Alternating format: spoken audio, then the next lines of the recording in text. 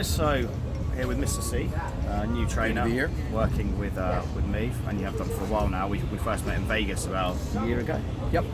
I'm one of those On a Tinder date. On a dodgy Tinder date. No, we met in Vegas and we kind of stayed in touch since. And obviously you've come away now quite a bit. We did New Year's in Rio together. We did a month in Colombia, which was carnage, and now we've just finished a boot camp in San Diego. We're sitting in Italy, a really peaceful spot on a Monday afternoon. Very good place to sit and do game at. And we had a night out in Tijuana, didn't we, which was fucking an experience. I didn't think much of the place. I wouldn't say necessarily go there for day game, but it's kind of something you have to tick off, isn't it? Yeah, the next day, because I stayed there for a couple of days after that, it was actually, I like the vibe there a lot, but as far as it's product, very Mexico, isn't it? Speaking of fucking stunt, as far as product, it was definitely much lower percentage than here. We're not talking about cocaine, by the way. Good call. That's just the word I use for the way it was going. But I found not nearly as many, but I like the vibe down there a lot. That's just Mexico. Well, and also you've got to think for Latinas, because part of the, I guess what would be interesting for some of the guys is kind of painting a picture of where you've come from. Actually, it kind of all started with a fiery Latina, didn't it, back in the day? Totally, and on multiple levels. I mean, I met my ex. Yeah, how old are you now? I'm 43 now. So I met my ex. I've been single for 2 years. So I started doing game about 2 years ago, a year and a half ago. And about 2 years ago, but I went into it really, really hard. I just sunk my teeth in and went nuts. What do you mean by really hard? Well, I was fortunate. I was fortunate that I could put my work on hold for a year. So I just basically, when I discovered day game, I just started going downtown every day. I'd go downtown for 8-10-hour shifts, maybe 12-hour shifts. I got a couple buddies that were doing it, so we'd go out together for a couple hours, and then I'd just stay downtown for 6 more hours. And then without being too specific, you're obviously Canadian, for the guys that can't love the accent. Yeah, so I'm Canadian, I'm sorry about that.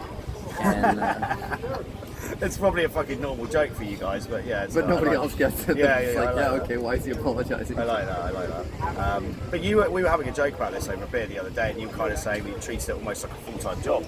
But you know what? When you take on it, when you want to learn a skill set, it's a bit like playing guitar or whatever it is. You know, you have to fucking have that period of almost obsession, right? Yeah, and I mean, I'll break it down a little bit because of my story. It'll make a bit more sense. I was a bit more of an extreme case than probably a lot of you guys out there. I was really social growing up, and then I got into a relationship for about 8 years with a really, really spicy Latina. Now that was great for me because, like, I was raised in Canada, so we're all taught that everybody's the same, everybody's equal. There's no such thing as masculinity and femininity. Everybody's like neutral. So you don't see like crazy smoking hot. Oh, look at her.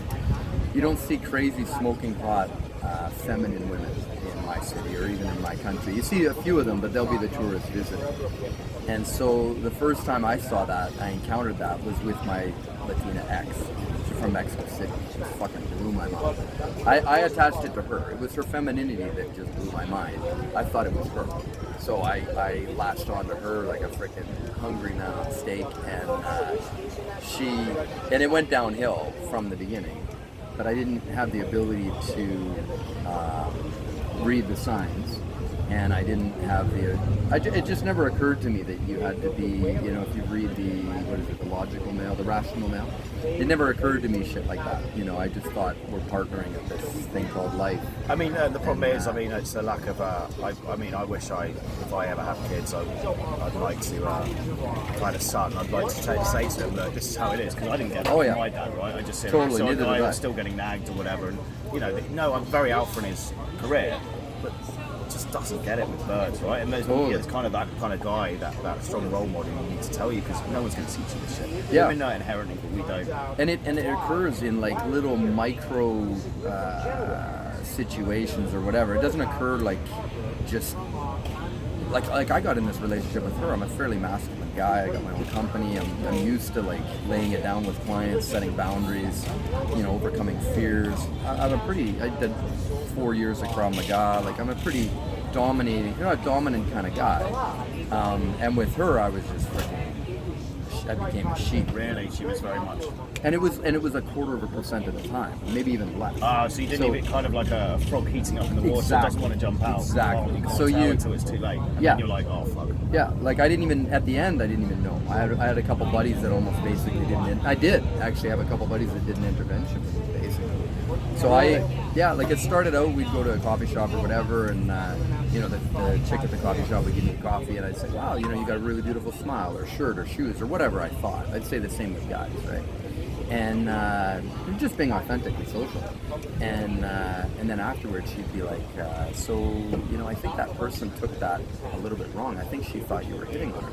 Yeah. And I'd think to myself, oh fuck, I didn't mean to be miscommunicating that. And maybe she felt a little awkward. That's what she would say, right? My ex. So I would think that was just take it at face value, And then I would modify my way of interacting, just down it 2 or 3%, right?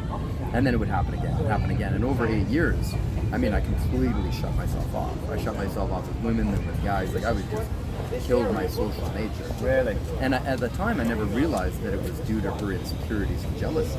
I thought it was just your partner in life giving you feedback, helping you be a better person, Then afterward, I realized, no, she was just clearly intimidated and trying to reduce her own anxiety through controlling you 1% at a time. It's a really interesting point for me, obviously, having not been married, but guys often think game is just about going out and fucking women, but actually probably the hardest part of game is maintaining non-exclusive or exclusive relationships, especially if you're married, because there's no competition envy, right? They know they're secure, so then you've got to have fucking strong frame, or I'd imagine extremely strong. I don't know, because at the time I didn't know that either, so I just over time gave away my frame. Yeah. I had no idea that was even something that you had to put energy into.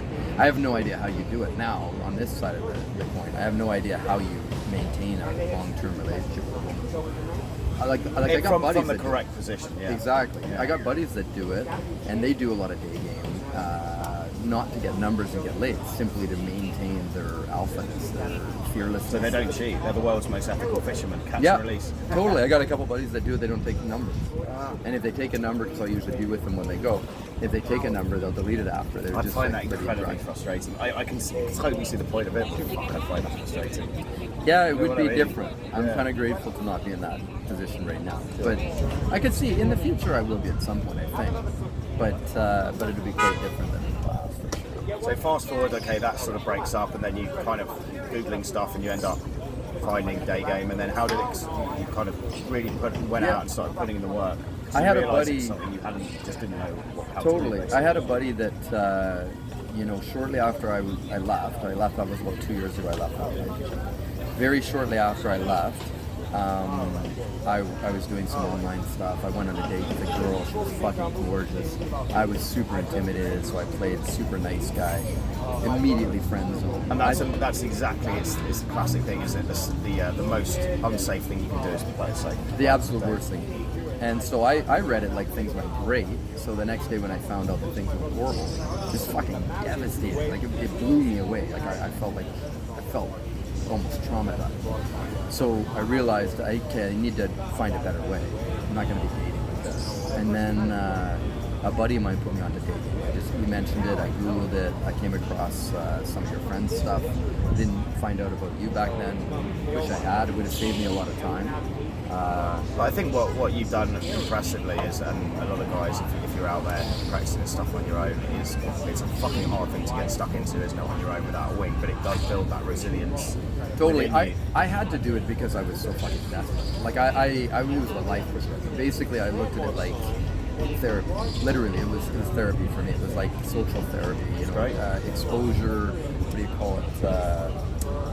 I'll think of the name of it, but it's exposure therapy, I think. Where basically your fear of shit becomes diminished because you keep exposing yourself to it. Exactly, yeah. And for me, I just sunk my teeth into it immediately because I saw the value in it. But I didn't know that you could just hire coaching people to do it. So for me, I did it as an entrepreneur, and I just did it myself. But you treated it like a business, didn't you? You were going I put my business on hold for a year. I went downtown for like 6-8 months. I'd go downtown 5, 6, 7 days a week, probably 6, 8, on average 8 to 10 hour shifts. That's fucking, and no breaks, just break for like I'd grab a bite to eat, grab a coffee. Get back to it. I'd just keep going. Fucking impressive, man. Fuck, it was nice because I had nothing else to do. I was like a social. One thing I should mention, when I left that relationship, because it was so toxic and she was so just not a very good person, she did a massive smear campaign. So like, if you're in a toxic relationship and you're thinking, should I pull the pin, should I not, whatever, or I'm hanging on trying to leave in an amicable way, because that's what I would do. I stayed for a couple of years because of that. And then when I did leave, it was fucking nuclear. She contacted everybody I know, including clients, family that she'd never even met. She contacted them, telling them that I was, you know, having all these. I never cheated on her, but telling her that, you know, like telling them he was having endless affairs and all this other stuff. So by the time that I found out what was going on, I left, and then yeah, she was doing that even before I left. So by the time I left, my social circle was like I'd lost 95% of my friends. Like I only had a couple friends. So it was kind of easy to do daygame because I put my business on hold and I didn't have much shit going on. So it was kind of like... So you actually did your favorites. Yeah, but it was good actually because it pruned all those people that I was friends with that were taking energy. It pruned them out of my life immediately. Yeah. You know, like, and a lot of them were like friends from 10 years ago. And when she would tell them this story, they never even fucking phoned me or even text me to say like, did you really do this? A couple of them, I text them and I was like, dude, let me share my side of the story. And they were like, all those people, like, they immediately left.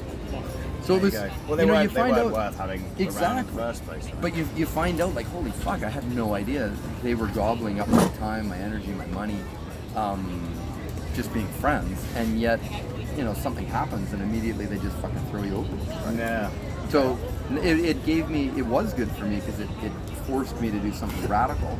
Because I didn't want to be fucking slowly getting better at dating. I was like, fuck, I gotta get this shit down in 6-8 months. So it was really helpful. I actually almost missed those times because it was like what I discovered, you know, the same as you'll say right away, you maybe even already did. Game is almost nothing to do with getting laid. Maybe 20%. You know, that's awesome. A Trojan horse, so basically self-development. Yeah, huge. Like for me, it's conquering your own fears, right? 98%. Conquer your fears, and then increase your alpha side quotient. effect of that, you get hot girls, right? Yeah, because and I mean, you're addressing your own shit. Totally, and that's a pretty sexy person to be around. Somebody that identifies fears in their life and then beats the shit out of the fear. Grab it by the throat, throw it on the ground, clobber it, and then move on in life. Yeah, it's great. You know, in whatever ways. If you're doing that in life, you're going to be incredible in business. You're going to be incredible as an employee because you can approach your boss and get a raise out of it. You know, you're going to be able to do that in all areas of your life because you can approach women that would intimidate the fuck out of anybody else, and you can approach 5 of them sitting at a table by them together. Because you can do that, everything else becomes extremely easy. Like it really is kill the biggest giant in the room first, and everything else is all of a sudden like, oh my god, that's nothing. You know. I think what will be interesting for a lot of guys is obviously I get a lot of requests from older men. You know, maybe they've had a divorce, or maybe they just haven't really found anyone. They're 40 plus, and they're thinking, is this still possible, right? Oh, totally across the board. Did you find any? Did you have any points learning kind of when you're doing this stuff on your own in Canada, where you kind of like you're hitting on girls, 18, 19, 20? Because let's be honest, they're the hottest, and just thinking, am I too old for this? Did you have those? Yep. Sort of Huge. I remember. What carried you through? So it's nice that you never know a person's age. So I just got to the point where I would hit on really feminine women that I was attracted to, and I literally wouldn't think of age. I would just think, wow, she's really attractive. One time that led to I was talking to a girl, and I found out later she was an actress or something. I googled her after, and I found out she was 55. I might show you. I don't know if I've shown you the picture. She's fucking smoking. Really? I thought she was like 40. I was like, wow, she's pretty old, but I'll give her, like, she deserves it, right? But I would have still pursued her at 55. Then I found out she's got kids that are like 38 and shit, right? But I was like, she still looks stunning. Now that's only happened once. Normally, everybody that I approached, it started out at 30, and then it became 25, and then it became 22, and then it became 20, and it became 19. I mean, that's 18. your average age, isn't it? 20 now, 21, you're getting. Yeah. I mean, but they are the hottest. But you just kind of, you don't really notice it until she brings it up, and then she's like, oh, don't you feel weird because I'm 19? It's like, well, why would I feel weird? I go for who I'm attracted to, and chicks usually can roll with that pretty easy, depending on the chick. But when I first started with that, I remember I met this chick. I didn't know how old she was. I thought she was like maybe mid-20s or something. It's really fucking cute girl. We went out to a coffee shop. We're sitting at a coffee shop, and in Canada, you got to be 19 to drink. So we're sitting at the coffee shop, big communal table, bunch of people around. She's in a mini skirt, second date or something, first date. And we're sitting in the coffee shop. I'm sitting beside her at this communal table. My hands on her leg and rubbing her leg. We're talking about all these different things. So I pop out the question. She just moved to my city, and so I said to her, oh, like, so what do? You hit the clubs in town, you know, like, which clubs do you like or whatever, right? She goes, well, I just became legal. So, and she continues on talking, and for me, the conversation just stopped right there. There's half of me that was like, oh my God, I want you so bad. And the other half of me was like, oh my God, all these people at this community table have been seeing me rubbing her leg, and they all just heard that she's 19, and I'm clearly not 19 or 20. And I totally felt like a pervert. And it ruined everything. It threw me right out of my frame. Then I began to realize over time, I got used to the feeling of interacting with chicks when they'd say that. And I got used to people looking at, you know, women 40-year-olds or whatever, giving you evil eye and shit. Now I think it's really funny. I don't give a fuck at all now. So yeah, I guess obviously we both read The Rational Male, and following on from that in terms of the questions I get from guys is, again, not to labour the point, but yeah, is it too late? If they're plus 40, they just don't think they can get 19, 20, 21-year-old girls, even though if you look at The Rational Male, look at the sexual market value, you know, he talks about the peak for a male being about 38, and very, very slow drop off after that. So if you've got your shit together as a guy, good job, keeping yourself in shape, decent looking, good clothes, you can really keep going. But a lot of guys just don't seem to either understand that or know about it. But you're a great example of a guy who is living that. And a guy that started, you know, I started at a place where I couldn't get a fucking 40-year-old chick, you know, really? When I came out of that. And I mean, even walking up to a chick and talking her up, even in an indirect way. Forget about fucking compliments and shit. To go up to a chick and ask her the time. Like, I was so, I don't mean to belabor the point, and it almost sounds funny now for me to say it, and I'm not even minimizing this. I'm using the word legitimately, but I was traumatized when I came out of that relationship. Like, I mean, I was shut down. That's why I went into like crazy overboard mode. It's like, I got to get the engine started again, you know? Sure.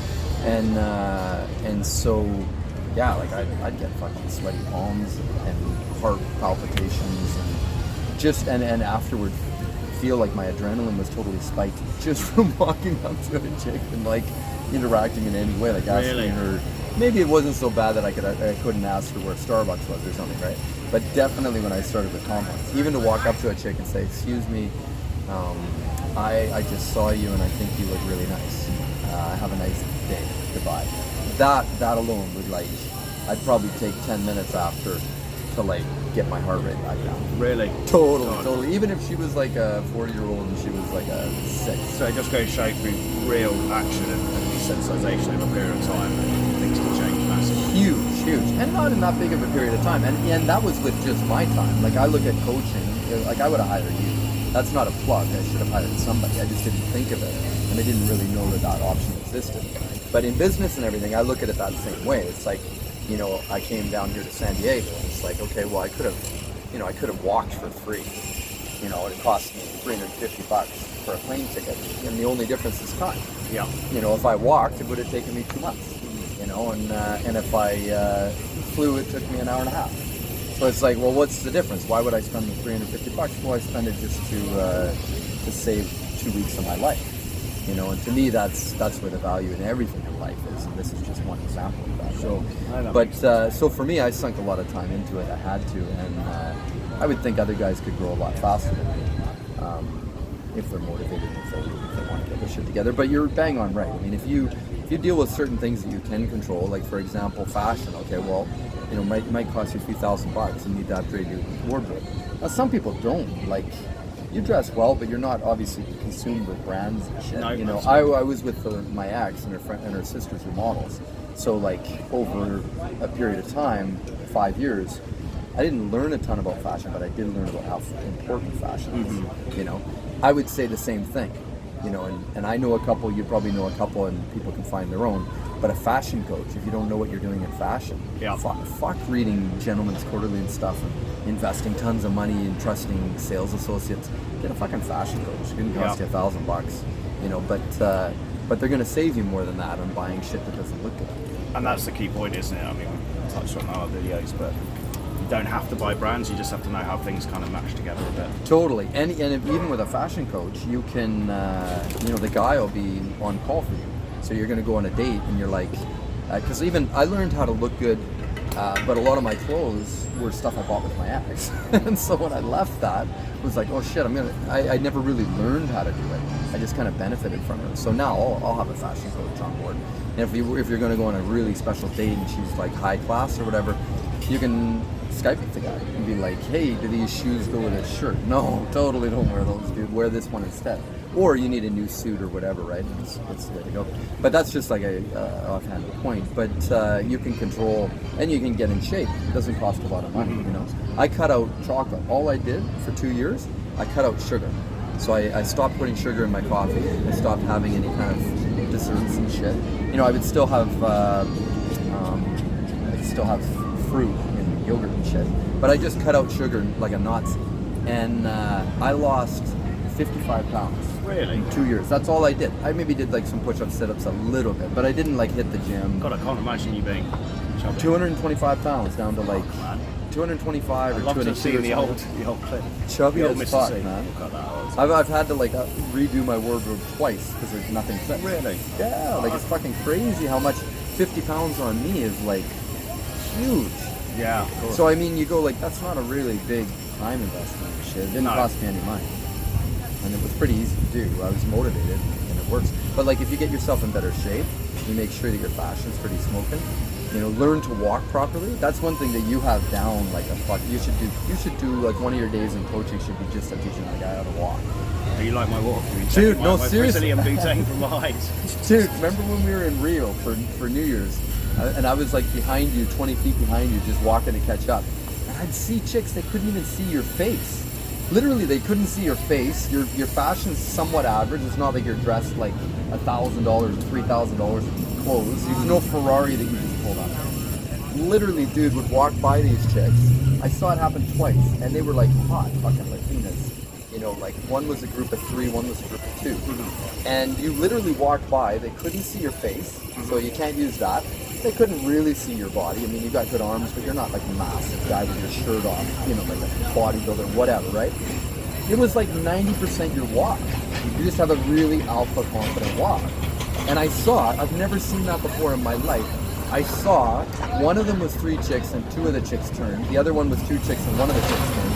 And they fucking turned and did like, you didn't see it because you were in front of them, 180 degree, like double take on you. And I was like, I'm looking going like, fuck, I never even knew chicks ever did that. Damn, you should have told me. I did. One of them I ran up to you. I'm like, dude, you got to run back and smash that chick. And you went back and you talked to her. Oh, nice. And I was like, I don't know where it went from there, but I was like, it was like a fucking public service you had to do. Like, go back and give her some of your time, man. But like, I'm just saying, that's like basic body stuff language within your control, yeah. Yeah, like you can get your eye contact better. You can get a coach if your voice sucks. You got a stutter or you talk really quiet or something. That shit is a big deal. And you add all that up, that's going to be like maybe, I don't know what, but let's say 30% of your game, maybe even 40%, maybe even more. You totally have control over it like that. That's great, man. It's pretty important shit. Agree. And if you want to smash, you know, like 20-year-olds, you need that 20 or 30 or 40% to be added back into your game. If you don't have it, okay, maybe you can't. But if you are willing to do that shit, of course you can totally be 43 and smashing chicks without going to the sugar daddy approach, which I never would do. What do you recommend for guys in terms of, you know, obviously 20-year-old girl, she has grown up in a different, going to hear it to you slightly. So how do you ever have any difficulties with connecting with her on a kind of a level of just not having things in common? Not really. Not really. Because we have in common that she wants to be fucked and I want to fuck. It's a pretty good Language of love. It's a pretty good place to start. We're like mutually beneficial relationship. But I mean, the odd time, like, yeah, and you notice it in other ways. Like I was with this one girl, she's 18, Japanese girl, and I that was the first time I'd been with an 18-year-old Japanese girl. And so she had all her friends that were in high school. And I'd be like, oh, you know, like she was going to meet me or whatever, right? And then she'd be like, you know, she'd come and meet me and we're going to go somewhere from this, say we meet right here and we're going to go somewhere from here. And she'd be like, oh, let's walk this way, you know, because my friends are there. And so she's clearly not wanting me to mingle with her friends, which normally that would be really weird and may even trigger me into like, oh, she's, you know, some insecurity or something. But I just realized right away, like she doesn't want her friends to know the gig is up, like you know what's going on, right? And you've got a which is fine. You like Latinas a lot, and I guess the difference from in Canada, if you were dating a 20-year-old white girl, you would get a lot of looks, right? But because in Latina culture, like Colombians especially, like Brazil, you still get a lot. Like in Colombia, I noticed that, and I noticed that I'll date a lot of in my city. I'll date a lot of tourists because they'll come. I'll be walking downtown. I'll see a chick. She's super feminine. I'll approach her. I'll find out she's Brazilian or Colombian or Mexican. She's just moved to Canada or visiting. So I'll still be dating in my city. Oh, you're not dead about that. We'll be dating in my city. So it's pretty common that we go to a coffee shop or something and just be walking arm in arm. I'm quite physically affectionate. So if I'm out with her, my arm's going to be around her or something, you know. So it's pretty clear to people, like, oh, that guy is with that girl. So I get a lot of those looks, but now I just filter them out. I don't give a fuck. That 40-year-old chick that gives me that look, I don't want to be with her. So No. why would I really care that she... If anything, it adds value to me because I don't give a shit. And it's the whole thing about the spotlight effect in daygame where guys think, oh, the girl and the guy's watching me really care, but essentially what's happening, and the same when they see you with a young girl, the guys are all thinking, fuck, why am I with this 50-year-old buffalo? I prefer to be that guy. Totally. And the girls are all getting jealous because they know they can't get you because they're too old, right? So Totally. And they don't want to frame it like that. So they'll frame it another way. You're such an asshole. You're so superficial. You're a sex addict. You're like whatever, right? They'll have some way of justifying why their opinion of judging you is totally socially acceptable. But you're right. At the end of it, it always comes back to that. It's like 42-year-old chick totally wishes I was taking her home to smash her brains out tonight, and she's looking at this lucky little 19-year-old, and she's like, I fucking hate the world. It shouldn't be working. It shouldn't work this way. But it just is. But it's like, well, 20 years of feminism in the West. Sorry, you can't reprogram 200,000 years of human history. You know what I mean? That's right. We're still hardwired. So what tips would you give to guys, you know, kind of they're on the fence about getting out there and doing this, and it doesn't have to necessarily be with me or you, because you're obviously trading a lot in North America now, and Mr. C is open to training. The beauty of your job, without going into details, means you can work on and off. So obviously you're a Latino American aficionado, so if you do want coaching as well in Colombia, any Latin America really, you're down for that. Yeah, or Europe. I haven't been to Europe yet, but I'll be hitting there. Yeah, definitely in Canada or anywhere. I mean, I spent 5 weeks in Colombia, well, 3 weeks with you in Rio, and then 5 weeks in Colombia a couple of weeks later. And then I came back. As well. Yeah, and immediately was like, fuck, I gotta get back. Colombia. Totally, another 5 weeks back to Colombia for June. So yeah, what advice would you give for older guys kind of being on the fence? Maybe they're just doubting whether they can really do this. They're just... I would say, you know, okay, a couple things. One, I don't give a shit who you give your money to, but I would get a coach, just because it would save you time. And if we're 43 or older, whatever age you are, you know, you don't want to waste that fucking time. You don't have 4 years where, like, now you're going to be 47. That's a shitty time to start smashing. I mean, I talked to a guy who was 72, but you want to be getting on this as soon as you can. Yeah, and also, so there's that, save time. But the other thing too is, I read this in a book somewhere, and I thought it was a pretty good point. Like, I'm resilient as fuck, and I'm perseverant, and I'm stubborn. So when I gave into it and sunk my teeth into it, I was like, okay, I'm gonna fucking do everything with this and fuck the shit out of this concept. And if it doesn't work, I'll be like, I'll lose everything. But that's kind of how I do stuff. Yeah, but that's a great way, because then you walk away from something if it hasn't worked. In the rare example, if it doesn't work, then you can go, you know what, I don't give a shit because I gave it my all. Like, totally. You don't want to half-ass. Totally. Half-assing is the worst way to be as a human being, in my opinion. But it does mean that you make more mistakes to do life this way. Mm-hmm. Yeah, but my point is that I'm just like that. Some people aren't like that. They'll try something 10 times and then give up. Mm-hmm. I don't know where you're at. Maybe you're at 5 times, maybe you're at 20 times. But to get good at this shit, you're going to have to try it 52,000 times. I mean, I'm a lot better than I was, but I'm by no means the master. I'm just well on my way, and I've got some good connections now, and I'm going in a certain path. But I still train at this like going to the gym. It entropy's really fucking fast if you stop, right? And so you might be the type of person that is only going to do something 30 times. Well, guess what? You're going to go out, you're going to do it 30 times. You're not going to get good gains at 30 times, and you're going to give up, and you're going to put it on the shelf and think, okay, the book that I read was full of shit or something, right? Yeah. And so that's really the danger with this stuff. It's so front end loaded. Like, you're going to go out, it's going to be absolute shit for you 200 times in a row. So you need someone there to hold your hand and tell you, like, no, get back in. That's the benefit of a coach. It's not that you're like some fucking mysterious system that you've developed that works, that nobody else could have ever developed. That's not it. It's that you're going to be partnering with someone that's going to be walking you through stuff, helping speed it up for you so that maybe instead of 500 approaches, it comes down to 250 or something. They're also going to be kicking you in the ass saying, like, you paid money to do this, now get out and get all those approaches immediately instead of like one a day. Yep. And it's gonna actually force you to do the work, right? Because once you get through those first, I don't care what the number is, it doesn't even matter. Let's say it's 100 approaches, let's say it's 500. It's different for everybody. Once you get through that first painful gauntlet, you're going to quickly find, like, you're going to have your first same day lay, then you're going to have your first couple, well, probably before that, you're going to have your first instant dates, and then you're going to have your first same day lay, and then you're going to have your first fucking 20-year-old that falls in love with you, and then you're going to have your first whatever it is, and each one of those is going to make it easier for you to continue down the path. Sure. But initially, you're just going to get the door slammed in your face repeatedly. And you got to go into it thinking, okay, I'm going to get over those first 200 extremely painful rejections. And that's what keeps 95% of guys or 98% of guys out of doing this shit. It's legitimate. It's really fucking hard. But when you push through that, it's actually not. It's like, it's a natural skill. And like I said to you before, it's not even about getting fucked. This is like training and becoming a man. A better person. Yeah, like if you want to be a man, do it. If you don't want to be a man, that's fine. But you're going to never get a good job. You're not going to get a raise at work. You're going to always have to work weekends because you can't tell your boss no. You're going to be fucking a bitch with some chick because she's going to walk all over you. You're not going to have a ton of money because you're going to go through divorce twice, like me, and you're going to lose a lot of money in that and have to come back from it. You'll never have your own business, whatever. You'll never be able to do any of that shit because you just know that you gave up on yourself. Yeah. You know, and that's really what it is about. It's like you either give up on yourself in life, or you grab life by the throat, throw it on the ground, and pound the shit out of it. I like it. And it's like Great analogy. you can't do it both ways. To me, day game is really just simply training. It's going to the gym. These women are, I mean, they're beautiful, incredible human beings. But to me, until I really get to know her, she's just a barbell.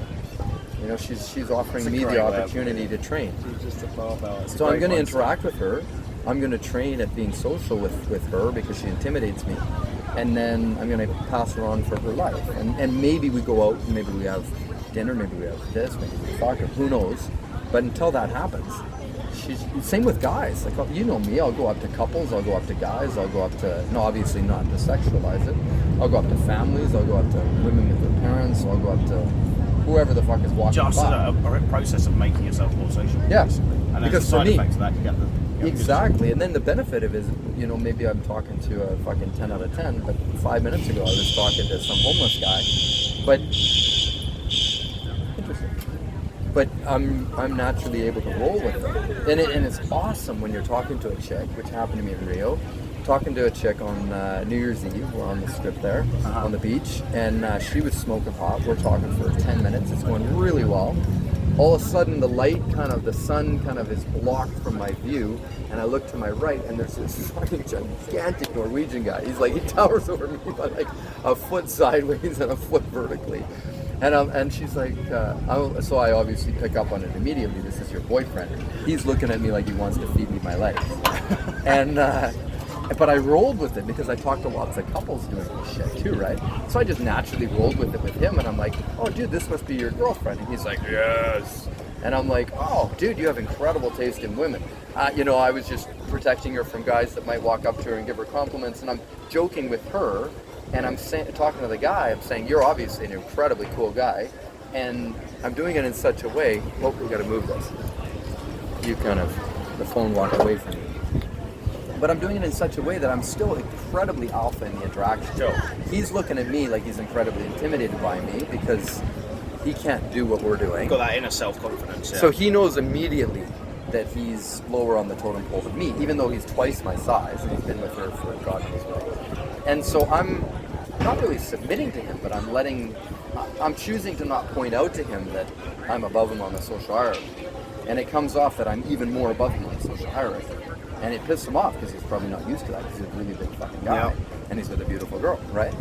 And so it just goes to show you, like, you know, you want to develop the ability to talk to all different people, because then when that happens, if I hit on a chick, I'm not afraid of her husband coming or her coming around the corner, because I'll just roll with it when it happens. And it'll be a great interaction. It'll be even better training. That's a great point. Very good point. Any final thoughts? No. Yeah, highly recommend it. It's a good way to build your personal growth. And again, It's a hell of a lot of fun. And again, you're available, and I guess, you know, I try and be emotionally intelligent enough to put myself in other people's shoes, but obviously the good thing about Mr. is he is a little bit older than me, so you've got that life experience, and you'll probably be able to resonate with certain guys better than me just because of the age, right? So Totally. if you want coaching from a guy who's fucking been there, done that, come from literally the lowest swamp of dynamics between the sexes up till where you are now, banging on average, I think your average age of banging is 19, 20. Probably 20, 21. Spectacular, yeah. One thing I will say as well, because it didn't make sense to me before, I never would have thought of the idea of flying from Canada to Colombia for a week or wherever, right? But the idea of flying somewhere for a week for training with the chicks that are there, I would have thought, well, no, why don't I just wait until you come to my city or nearby, and I'll just do it nearby. Well, the one benefit of it is, you know, in my city, I'll see a 10 once an hour. Yeah. So if I'm walking around for 8 hours, you know, I get to hit on 8 really hot chicks, right? And then a bunch of other people I'll socialize with. But if you fly to a country like Colombia or Mexico or wherever, you know, you do your camps and shit, the reason why is because you can fucking run into 20 in an hour. It's like a completely different world, and the level of class is so much higher that it totally makes sense. It's like you pay a little bit of money on the flights and on the you need a tripod here, on the flights and on the hotel and lodging and shit, but you can train like 1,000 times faster than you could in my city, simply because you don't see the same number of women. Absolutely. Cool. Well, man, Awesome. It's been an absolute pleasure. We'll wait for the silence to go. Yeah, absolute pleasure having you and talking, and you're going to see a lot more of Mr. C. There's a bit of Colombia footage we can put out soon. And yeah, he's available for coaching, so I'll link his profile on my site below, and we'll take it from there. But I'm sure you can give guys a lot of value, and it's been fun charging around with you for a while. Totally. I'm having a blast, man. Cool, man. Great stuff. Cool. Cheers, guys. Thanks, guys. Woo! In Mexico with my buddy. Yeah. Oh yeah, boy. Yeah, buddy. They got here in the taxi for us.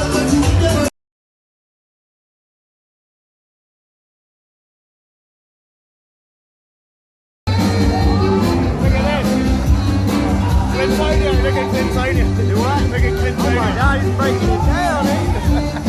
Woo! He's killing it. How good's that? Hey, what is the scene? What is the scene? Oh no! Yeah.